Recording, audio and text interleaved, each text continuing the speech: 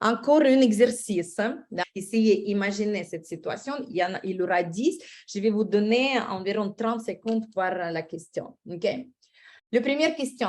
Qu'est-ce que tu vas sentir si tu arrives à la plage et tout le monde est super silhouette? Là, vraiment, ils ont des chocolats, ils ont des super silhouettes.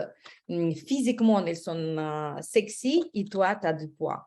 Tu as un petit ventre, un petit cuisse, tu n'as peut-être pas les seins siliconés. Quelle émotion tu vas avoir? La deuxième, si vous êtes au resto, avec une compagnie, avec les amis, et un couple de vos amis commence à se bagarrer devant vous.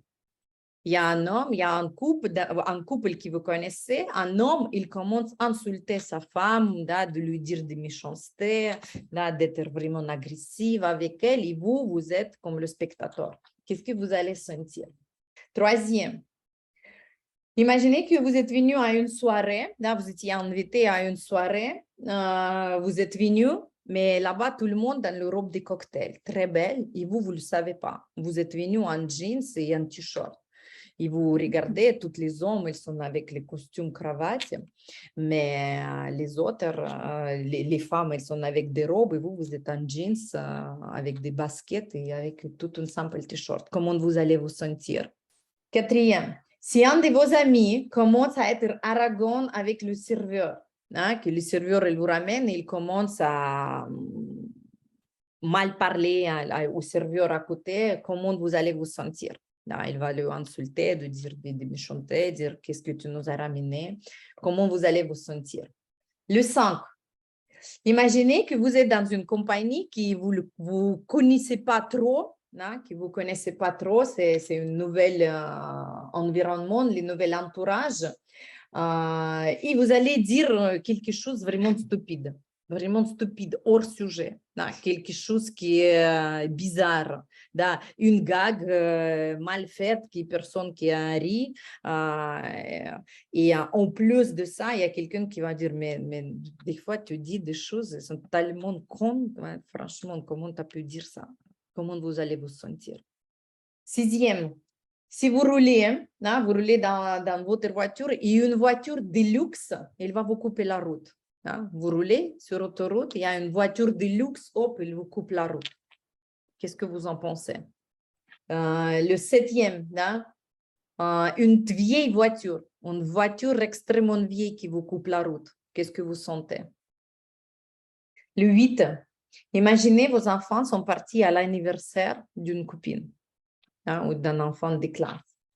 Et ils ont parti dans une villa, une maison avec la piscine, les serveurs qui ont servi à manger aux enfants.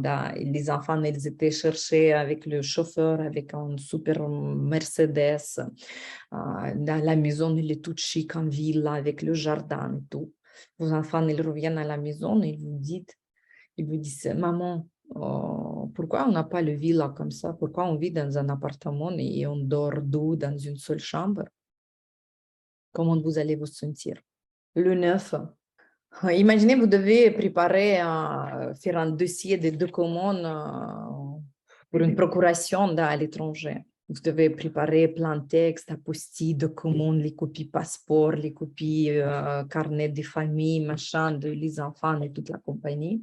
Mais la préfecture, elle se trouve à 3 heures de route de votre domicile. Il vous faut vraiment faire 3 heures, aller 3 heures retour, faire la queue et tout. Vous prenez le rendez-vous, vous prenez toute la liste des papiers qu'il vous faut pour obtenir le papier final. Pour obtenir cette procuration, vous prenez le congé, vous y allez, vous faites la queue, vous arrivez au guichet et la dame au guichet, elle vous dit, écoutez, il vous manque un papier.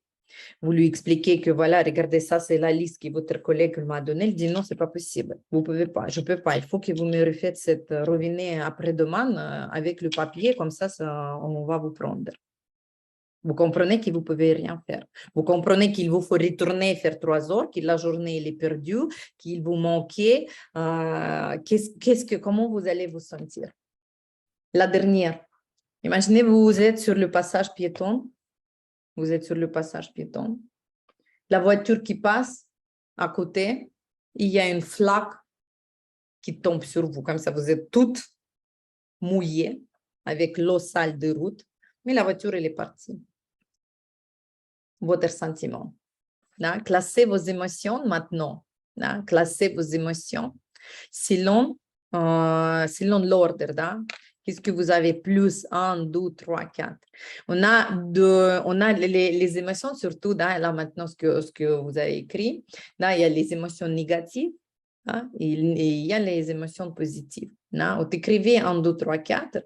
Combien vous avez des émotions négatives et quelles sont vos émotions négatives? Par exemple, OK. Quand vous l'avez classé, qu'est-ce que vous m'avez écrit ici? J'ai négatif presque partout. OK. 7 négatifs, 6 fois négatif, mal à l'aise, gêné, énervé, contrarié. Merci Marilyn. Une fois colère, colère 3 fois, blessé, gêné, mal à l'aise. Merci Caroline, c'est super. Quelles sont les émotions sont en majorité? Tout le monde réagit à sa façon la plus confortable et la façon plus habituée. Ça veut dire que c'est votre mode de vie d'agir comme ça. Les émotions qui sont plus fréquentes, c'est votre état habituel.